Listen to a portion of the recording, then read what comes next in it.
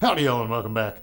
BeGunners episode 11, framing. So when we talk about framing, we're talking about connecting our grip to the gun with our torso. It's what are we doing with our arms? So there are two different sort of upper body postures taught in shooting. The trend of late has been to teach a more upright body posture where we bring the gun up to eye level. From sort of 2000 into the early 2010s-ish, it was very common for instructors to teach this method. So we're not so much worried about what is happening from here down, but from here up, what we're doing is rolling forward and coming out like this. And then, like I said, more recently, the trend has been to teach an upright posture that's more like that. So we're still kind of forward a little bit, but we're bringing the gun up to the eyes as opposed to bringing the eyes down to the gun. Either way, it doesn't matter. What we're doing with our arms is essentially the same thing. And what that is bringing the elbows out. So I mentioned in the last video that I would have a significant grip training cue in this video. That's where this comes into play. It's not so much what we're doing with our hands, but it's really what we're doing with our arms. And that is, if I can get this to show up on camera. All right, I want to think about this right here. So I've got this part of the frame of the gun and this part of the frame of the gun and this part of my hand and this part of my hand, and I'm applying pressure inwards like that.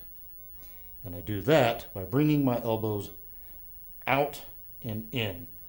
So whether I'm forward this way or if I'm more upright and relaxed, but kind of like this, the same thing is happening. I'm applying my pressure in. Your arms are much, much stronger than your hands. So this force that we are driving into the frame of the gun is going to go a lot longer. It's going to be much more effective than trying to control all of the recoil of the gun with your hands. That would be exhausting. So what we want to think about, we can actually relax our hands a little, firm, but not death grip. But what we're doing with our arms is very, very firm. It's an extremely firm clamp. If I can show it this way, I'm clamping in like that. So whether I'm boom, or boom, or somewhere in between, doesn't matter. That is where your real control of the gun is going to come from, is the arms. So elbows up. If I were to leave my elbows way down to exaggerate, you get this, right? We don't want this. We want to fight the recoil of the gun. Boom, like that. So try out both methods. I spent like 2 years trying to break the turtle, as we call it, the tactical turtle posture. And then last summer did a training class with Rob Pincus, and he is still a huge proponent of driving the gun out and bringing the body forward. And he believes that that is really, if you're in a panic situation that your life depends on using your gun, that is a more natural response, is to just drive the gun all the way out. And I fought it, and then I was like, well, I'll humor him and do it. And then we got into, sort of towards the end of the day, we did a sudden death round of shooting at about 80 yards at like a 2/3 steel target.